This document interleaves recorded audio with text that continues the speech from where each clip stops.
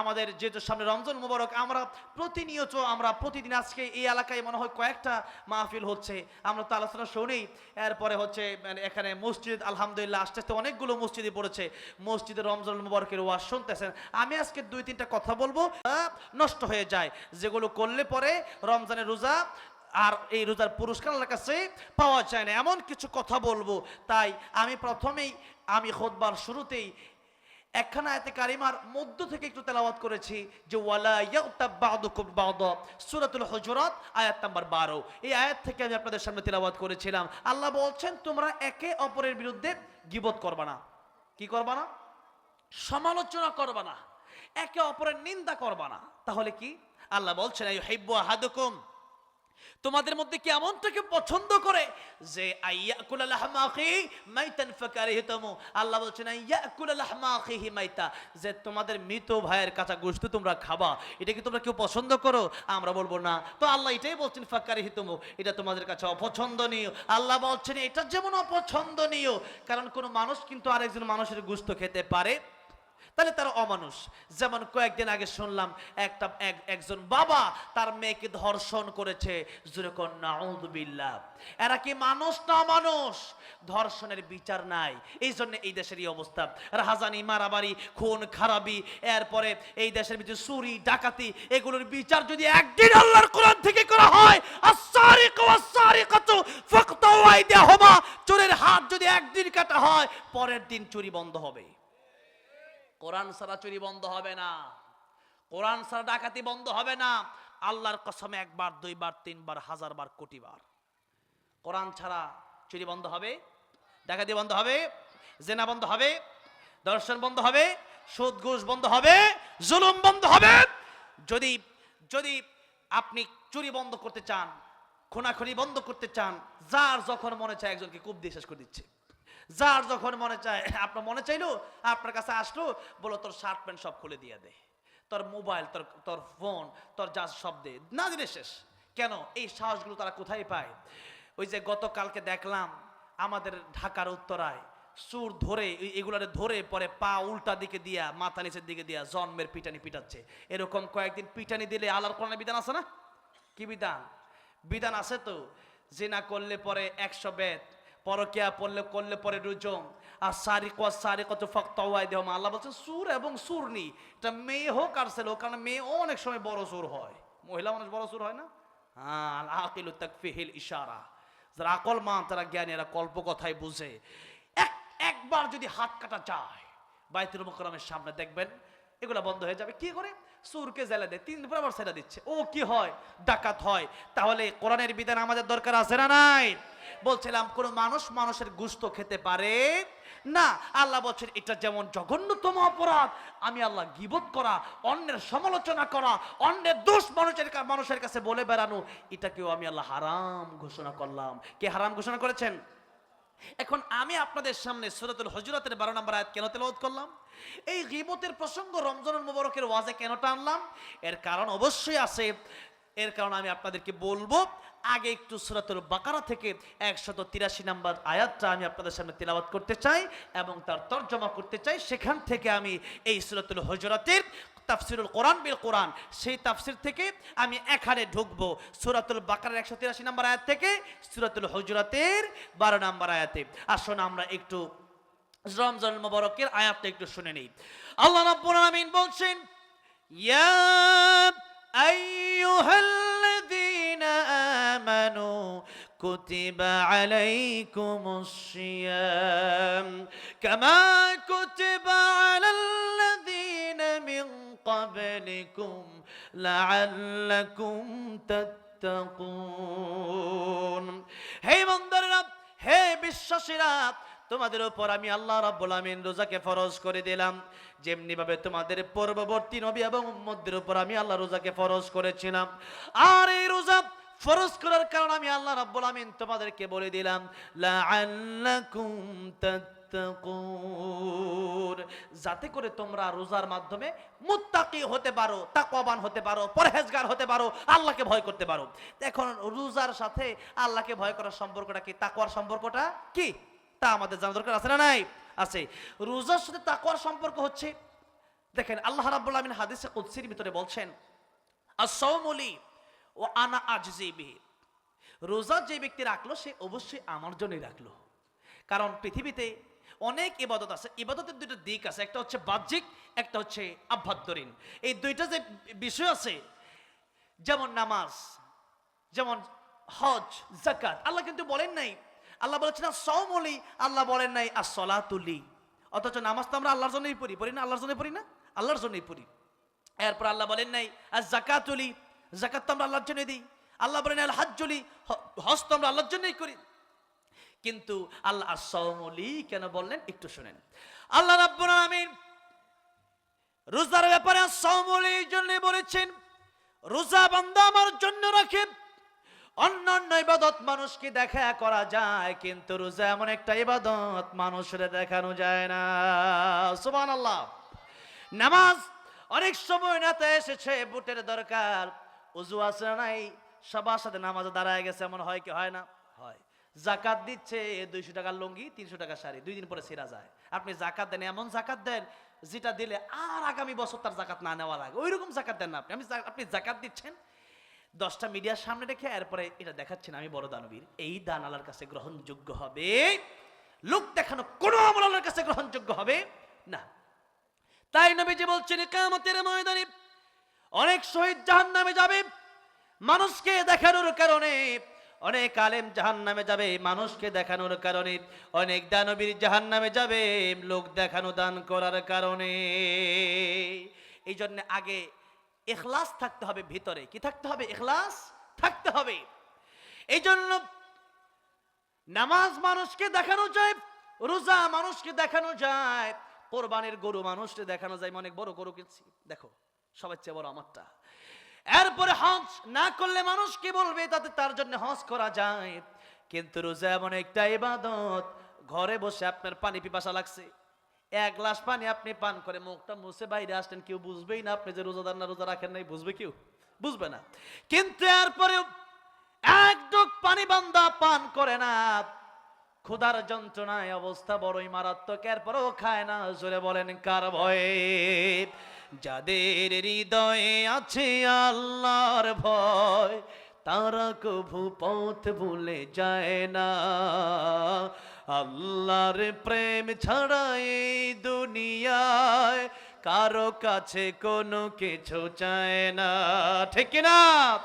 এই জন্য রোজা আল্লাহ বললেন বান্দা আমার জন্য রোজা রাখি, আর রোজার পুরস্কার স্বয়ং আমি আল্লাহ নিজে হাতে বান্দাকে কিয়ামতের ময়দানে দিয়ে দেব। অন্য riwayতের ভিতরে আসছে আল্লাহ রাব্বুল আমিন বলছেন ওয়ানা উজ্জা বিহি, রোজার পুরস্কার শুধু আমি আল্লাহ আমার হাত দিয়ে দিব তাই না, রোজা যেহেতু আমি আল্লাহর জন্যই রাখে বান্দা, আমি আল্লাহ নিজেই বান্দার জন্য পুরস্কার হয়ে যায়। মাল্লাহুল মাওলা ফালাহুল কুল, আল্লাহ যদি আমার জন্য হয়ে যায়, তামাম পৃথিবী আমার আর দরকার নাই, তামাম পৃথিবী আমার কদমে চলে আসবে। ঠিক কি না? এই জন্য আব্দুল কাদের জিলানী রহমতুল্লাহ তিনি বলতেন জান্নাত ও দোজখ সে ইয়া রবে क्या करो, जन्नत दोज़ख से यार बे क्या करो, आरज़ू है मैं तुझसे देखा करूं। আল্লাহ জান্নাত জাহান্নাম দিয়ে আমি কি করব? যদি তোমারে না পাই জান্নাত দরকার নাই, আর তোমারে যদি পেয়ে যায় জাহান্নামে গেলেও আফসোস নাই, কারণ তোমার দেখলে আমার অন্তর ঠান্ডা হয়ে যাবে। আল্লাহু আকবার। জান্নাতে যাওয়ার পরেও আল্লাহ রাব্বুল আমিন জান্নাতীদেরকে জিজ্ঞাসা করবে, ও জান্নাতীরা তোমাদেরকে বাড়ি দিলাম, নারী দিলাম, গাড়ি দিলাম, হর গিলমান দিলাম, ফল ফলা দিলাম, ফসল দিলাম, ফুল দিলাম, কত কিছু দিলাম, নহর দিলাম, দুধের নহর, মধুর নহর, শরাবের নহর, এত নহর তোমাদেরকে আমি আল্লাহ দিলাম, এরপরে কি আরো কিছু চাওয়ার বাকি আছে?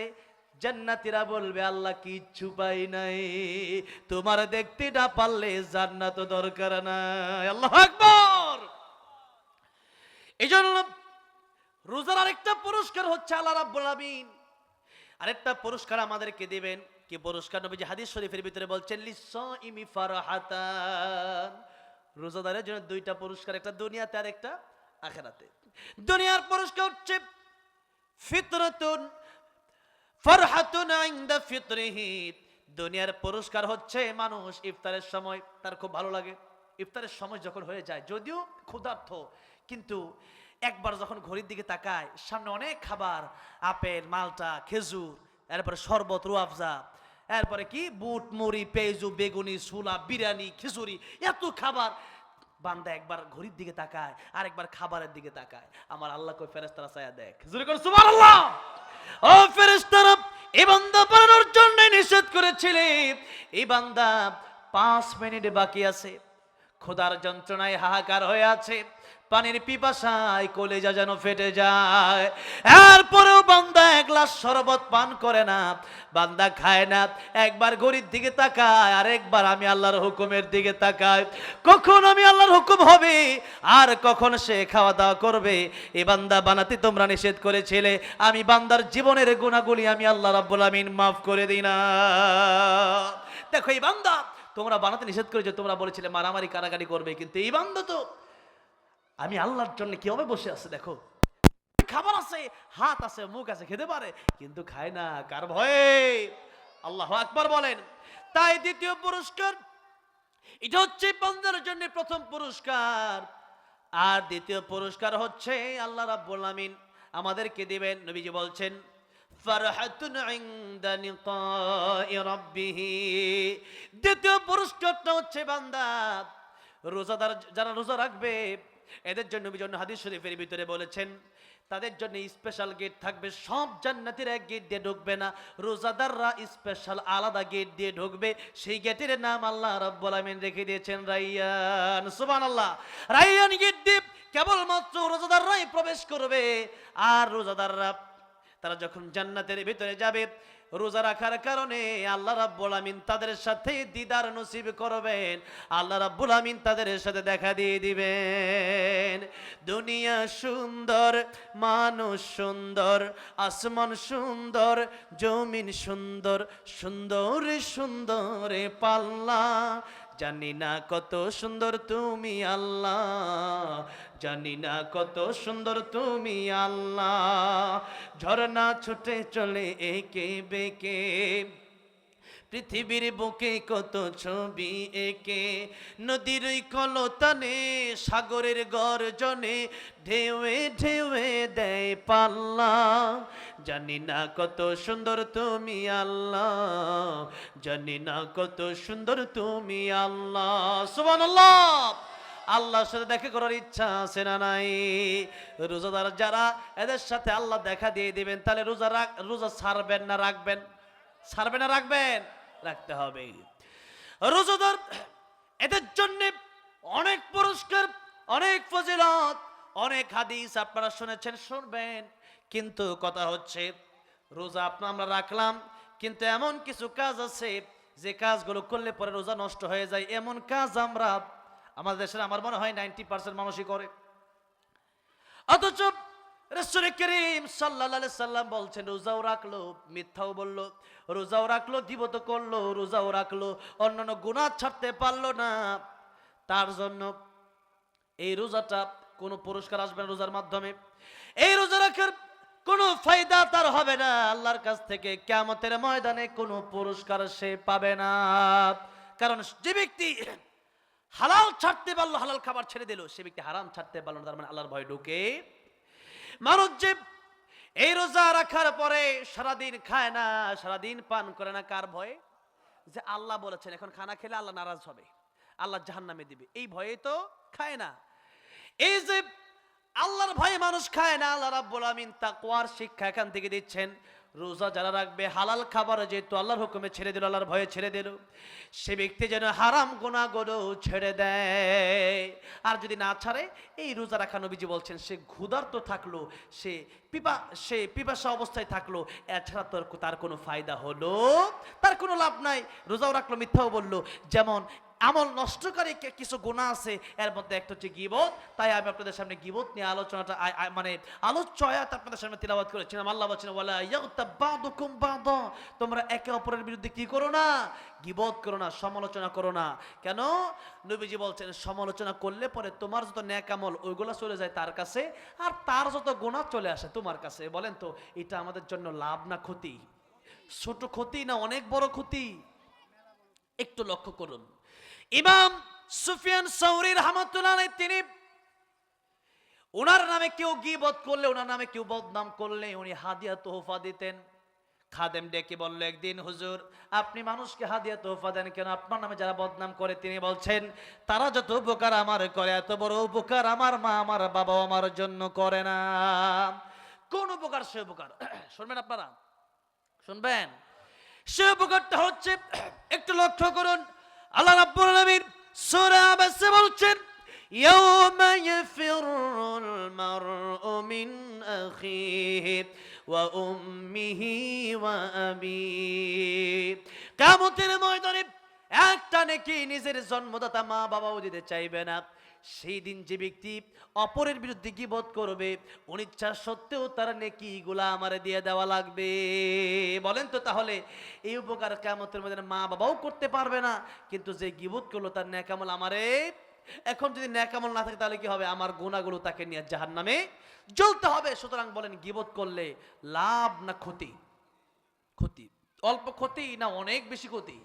অনেক বেশি ক্ষতি। তাই গীবত যদি করে একটা আমি তো একবার খুলনা এসে এক জায়গায় মাছ ধরেছিলাম, এক জায়গায় বাড়ির মেহমান হয়েছিলাম, মাছ ধরেছিলাম। তো মাছ ধরার ডোলা থাকে না, যেটাতে মাছ ধরে, তো ওই যেটাতে মাছ ধরে সারাদিন আপনি মাছ ধরলেন, ধরার পরে রাখলেন, ডোলার তলা নাই, কি নাই? তলা নাই। তলা যদি না থাকে, সারাদিন মাছ ধরার পরে ডোলা আপনি বাড়ি নিয়ে যাবেন, সব মাছ নিচে পড়ে যাবে। মাছ কি ডোলাতে থাকবে? থাকবে না। ঠিক তেমনি ভাবে রোজাও রাখলেন, আবার গীবতও করলেন, রোজা চলে গেল তার কাছে, তার গুনাহ চলে আসলো আপনার কাছে। এই রোজা রাখার কোনো দাম নেই। তাই আয়াত পড়েছি। আরেকটা হচ্ছে হিংসা। হিংসা হচ্ছে এমন একটা গুনাহ যে গুনাহ নবী বলেন আগুন যেমন লাকড়িকে জ্বালায়া পোড়ায়া সারখার বানায় দেয়, কেউ যদি হিংসা করে তার নেকিগুলো সেই হিংসা জ্বালায়া পোড়ায়া ছাই বানায়া দেয়। তাহলে হিংসা আমরা করব না ছাড়বো? হিংসা ছাড়ার কিছু পদ্ধতি আছে, যেমন আজকে দুইটা দিয়ে যায়, একটা হচ্ছে নাপা, একটা হচ্ছে অ্যান্টিবায়োটিক। নাপা হচ্ছে সাধারণ, অ্যান্টিবায়োটিক হচ্ছে কাজ না হলে পরে ওইটা খেতে হবে, ওই কাজ করতে হবে। এখন নাপা কোনটা?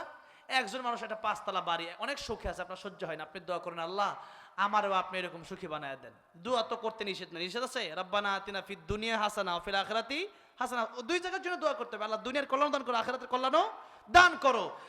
তাহলে এই দোয়া আমাকে আপনাকে করা লাগবে। এখন মনে করেন যে এরপর আপনার মন থেকে হিংসা দূর হয় না, এবার অ্যান্টিবায়োটিক হচ্ছে আল্লাহ তার 5 তলা বাড়ি আছে, তারা তুমি 20 তলার বাড়ি মালিক বানায় দাও। আল্লাহ তারে অনেক সুখ, তারে আল্লাহ আরো সুখ বাড়ায় দাও। তখন শয়তান কি করবে? পিছপা হবে যে না, তার ধোকা দিয়ে কোনো লাভ নাই। কেন নাই? তারা ধোকা দিয়ে হিংসা করার জন্য, আমল নষ্ট করার জন্য, কিন্তু সে তো আরো বেশি দোয়া করে। আর মানুষের জন্য দোয়া করে, এই দোয়া আগে আমার নিজের জন্যই কবুল হবে। হয়তো দুনিয়াতে অনেক সময় দোয়া কবুল হয় না, এই দোয়াটা আল্লাহ আখেরাতে তাকে নেক আমল হিসাবে দিয়ে দিবেন। জোরে বলেন সুবহানাল্লাহ। তাই হিংসা, গীবত, মিথ্যা যদি আমরা হালাল খাবার ছাড়তে পারি, হালাল স্ত্রী ছাড়তে পারি, আর হারাম না ছাড়তে পারি, তাহলে এই রোজার কোনো মূল্য আল্লাহর কাছে নাই। তাই রোজা রাখার শিক্ষা হচ্ছে সমস্ত গুনাহ ছেড়ে দেওয়া। তাহলে এই রোজার দাম আল্লাহর কাছে পাওয়া যাবে। আল্লাহ রাব্বুল আমিন আমাদের হায়াতে রমজান দান করেন এবং রমজানের পবিত্রতা রক্ষা করার তৌফিক আমাদেরকে দান করেন। জোরে বলেন আমিন। ওয়া আখিরু দাওয়ানা আলহামদুলিল্লাহি রাব্বিল আলামিন। যুবক ভাইরা কিছু রিকোয়েস্ট করেছেন, বিশেষ করে কি আল্লামা সাইদুর রহমতুল্লাহকে নিয়ে একটি ইসলামের সঙ্গীত লিখেছিলাম। অনেক গজল দিয়েছেন, এত গজল কেমনে গাইব? কোনটা গাবো? এই সবগুলো কেমনে গাবো? এতগুলো না। হ্যাঁ, আল্লামা সাইদি রহমতুল্লাহ আলাইহি তিনি ছিলেন এদেশের একজন বাতিলের বিরুদ্ধে লড়াকু সৈনিক, ঠিক না বেঠিক? সারা জীবন কোরআনের ময়দানে তাফসির করে গিয়েছেন, বাতিলের কাছে মাথা নত করে নাই, 13টি বছর কারাগার ভোগ করে কাটিয়েছেন। তিনি আমাদেরকে শিক্ষা দিয়ে গিয়েছেন কিভাবে কোরআনের পক্ষে থাকতে হয়, কিভাবে ইসলামের পক্ষে থাকতে হয়। আল্লামা সাইদি রহমতুল্লাহ যেদিন চলে যান, এরপরে আমি একটি ইসলামের সঙ্গীত লিখেছিলাম। আজকে আল্লামা সাইদি ফাউন্ডেশনেও সেখানে অনেক আলেমরা ছিল, সেখানে কি বলে পিরোজপুর জেলার আমির ছিল, বরিশাল জেলার জামাতের আমির ছিল। আমি সেখানেও এই ইসলামের সঙ্গীতটা শুনে এসেছি। আজকে আমাকে আল্লামা সাইদি রহমতুল্লাহের ছেলে শামীম সাইদি হাফিজাল্লাহ একটু আগে এখানে এসে যখন বসলাম আমাকে দাওয়াত দিলেন। তারপরে মাসুদ সাইদি সাহেব, ওনার সাথেও কনফারেন্স হলো কাতারে, সেখানেও শুনিয়েছিলাম একটি ইসলামের সঙ্গীত আমি লিখেছিলাম আল্লামা সাইদিকে ভালোবেসে, এবং বাংলাদেশের হাজারো এবং কোটি মানুষের কিছু হৃদয়ের কথা লিখেছিলাম। সেই কথাগুলি হয়তো আমার যুবক ভাইরা বলতে বলেছে, কারণ আল্লামা সাইদি রহমতুল্লাহের ভালোবাসা এই বাগেরহাট এই জেলাটা আমি তো মনে করি যে আল্লামা সাইদুর রহমতুল্লাহ যেটা পুরা পিরোজপুরে না, বাগেরহাটেই মনে হয়। কেন? একেবারে বাগেরহাট থেকে কাছে, বাগেরহাট থেকে যেতে আধা ঘন্টা 1 ঘন্টা মনে হয় লাগে না, এত কাছে, একেবারে কাছে। এত কাছাকাছি জায়গায় আল্লামা সাইদুর রহমতুল্লাহ শুয়ে আছেন। ভালোবাসাটা আপনাদের একটু বেশি, সেখানে হয়তো ইসলামের সঙ্গীত আমাকে শোনাতে বলেছেন। তিনি শহীদ হয়েছেন দিনের পক্ষে। দিনের পথে যারা চলে যায় তারা মরে না, তারা কি হয়? শহীদ হয়। তাই আমি লিখেছিলাম, আল্লামা সাইদি তুমি বলনি শহীদ হয়েছে, তুমি এটা জানি। ওয়ালা তাকুলু লিমান ইউকতালু ফি সাবিলিল্লাহি আমওয়াত বাল আহইয়াউ ওয়ালাকিন লা তাশউরুন। যারা আল্লাহর পথে জীবন দেয় এরা মরে যায় না, এরা জীবিত। এদেরকে আল্লাহ রাব্বুল আমিন প্রাণ দিয়ে দেন, এরা জান্নাতে সবুজ পাখি হয়ে উঠতে থাকে, যেরকম সুবহানাল্লাহ। এই জন্য আমি লিখেছিলাম, আল্লামা সাইদি তুমি মরনি, শহীদ হয়েছ তুমি এটাই জানি, শহীদ হয়েছ তুমি এটাই জানি। কারাগারে কাটালে 13টি বছর, বাতিল কেঁপেছে তোমায় দেখে থর থর, ঠিক না? কারাগারে কাটালে 13টি বছর, বাতিল কেঁপেছে তোমায় দেখে থর থর। তুমি যে ছিলে মোদের নয়নমণি, শহীদ হয়েছ তুমি এটাই জানি। আল্লামা সাইদি তুমি মরনি, শহীদ হয়েছ তুমি এটাই জানি, শহীদ হয়েছ তুমি এটাই জানি। দেখা তো হবে না আর এই জীবনে, দেখা হবে জান্নাতে ফুল বাগানে। এই আশা কবুল করো আল্লাহ তুমি, পড়েন আল্লাহুম্মা আমিন। এ আশা কবুল করো আল্লাহ তুমি, শহীদ হয়েছ তুমি এটাই জানি। আল্লামা সাইদি তুমি মরনি, শহীদ হয়েছ তুমি এটাই জানি, শহীদ হয়েছ তুমি এটাই জানি। আল্লামা সাইদির কবর জান্নাতের উচ্চ মাকাম বানায় দেন, জোরে বলেন আমিন। আল্লাহ ওনাকে জান্নাতুল ফেরদাউস দান করেন, জোরে বলেন আমিন। এরপরে এক এক লাইন আমি দেখি, এখন অনেকগুলো রিকোয়েস্ট আসছে, আবার সব মানে কয়েকজন মিলে একটা বুদ্ধি পরামর্শ করে লিখছে, বারবার কি বলবে একসাথে লিখে দিছে আমার পোস্টার ভইরা এক লাইন করে। এরপর আরেকটা বলছে ইসলামী সঙ্গীত কবরের কোন জমিনের মাটি, আমাদের কবর নিয়ে একটি সঙ্গীত আমি গেয়েছিলাম। সেই ইসলামী সঙ্গীতটা, কোন জমিনের মাটি আমার হবে গুরুস্থান, কোন জমিনের মাটি আমার হবে গুরুস্থান। কাদের চোখের জলে আমি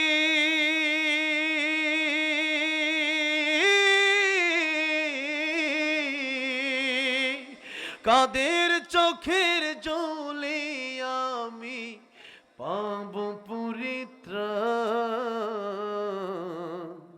কোন জমিনের মাটি আমার হবে গুরুস্থান। আরেকটা ইসলামের সঙ্গীত লেগেছে, ও মদিনার মাটি নাকি। এই সঙ্গীত গাওয়ার পরে আল্লাহ আমাকে মক্কা মদিনা যাওয়ার তৌফিক দিয়েছে, আমার জীবনের একটা সেরা সঙ্গীত। এই সঙ্গীত কোটি কোটি মানুষ শুনেছে, কারণ সঙ্গীতটা আমি আসলে হৃদয় থেকে গিয়েছিলাম, নবীর ভালোবাসা নিয়ে গিয়েছিলাম। কিছু সঙ্গীত গাই অনেক বেশি হৃদয়ের গভীর থেকে, এর মধ্যে এটাও হচ্ছে একটা। আমার যুবক ভাইরা বেশিরভাগ নাকি ওখানে বসা, আমার যুবক ভাইরা যারা কষ্ট করলেন, কাল কিয়ামতের ময়দানে যেন আল্লাহ রাব্বুল আমিন আমরা যারা এখানে বসে আছি, আমার যেন জান্নাতের ফয়সালা এই মাহফিলের উসিলায় করে দেন, জোরে বলেন আমিন। আমার যুবক ভাইদেরকে যেন আল্লাহ রাব্বুল আমিন এক একজনকে যেন এই যুগের ওমর, এই যুগের খাব্বাব, এই যুগের আলী হিসাবে কবুল করে নেন, জোরে বলেন আমিন। তারা লিখেছেন মদিনার মাটির, শুনবেন আপনারা, ধৈর্য আছে আলহামদুলিল্লাহ। ওরে আল্লাহ, এই দেশের মানুষের ধৈর্য এত তা তো জানি না। প্রায় 2 ঘন্টা বসে আপনাদের ধৈর্য এখনো আছে। ও মদিনার মাটি রে, সকল সুখ বুঝি তোর কপালে, ও মদিনারে তোর বুকে আমার নাবি যার লাগে পাগল সবই যার তরে হইল সৃষ্টি ত্রিভুবন কাঁদি আমি সারাক্ষণে কখন যাব সেখানে সহে না আর পুরানে ও মদিনার মাটি রে সকল সুখ বুঝি তোর কপালে ও মদিনারে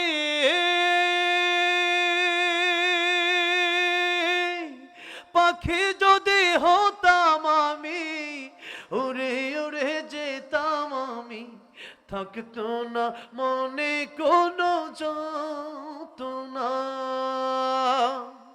দেহে নাই পাখায় আমার সাথে নাই টাকায় আমার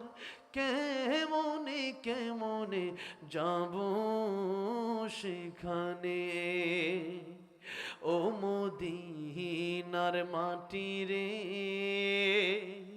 সকল সুখ বুঝি তোর কপালে আল্লাহ সবাইকে বারবার মক্কা মদিনা যাওয়ার তৌফিক দান করেন জোরে বলেন আমিন আজান আজান আজান এখন এত রাতে কিসের আজান দেব বলেন আল্লাহ আকবার আজান দেখি গজলের চেয়ে বেশি রিকোয়েস্ট আজানে ঠিক না আমাদের সভাপতি সাহেব বলতেছে আজান আজান তো আসলে এই সময়টা আজান দেওয়ার সময় না এশার আজান হয়ে গেছে